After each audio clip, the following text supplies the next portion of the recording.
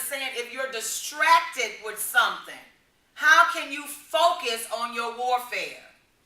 If your mind is focused on yesterday, if your mind is focused on lack, if your mind is focused on what you don't have, what you desire that you didn't get, if your mind is focused on what the next man is doing, if you're fearful, if you're afraid, if you don't believe, these are the distractions that will cause you to slump, to be hindered in your victory.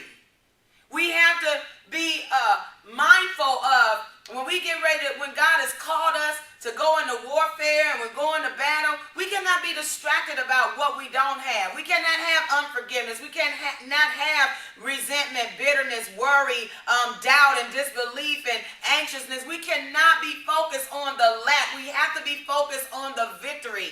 You know, no one can win a war when they're focusing and worried about somebody at home.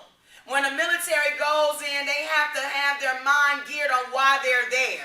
Anytime your mind, even people that's in prison, cannot do their time if they're focused on the wife or the girlfriend or the husband at home. It distracts you. It makes the time longer and more agonizing. Come on, somebody. And a lot of times you waste so much of your peace. You get no peace. And you struggle with having joy in the midst of the war. How many know that you can still go through a battle and still be laughing all the way?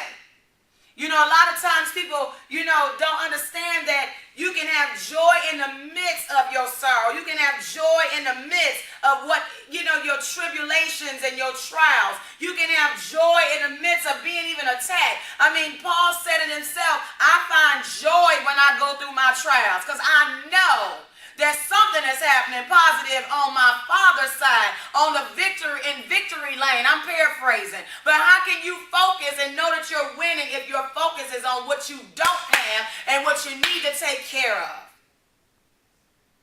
You know, when God called them out, he said for them, basically, if you got that on your mind, there's no sense of you going to war.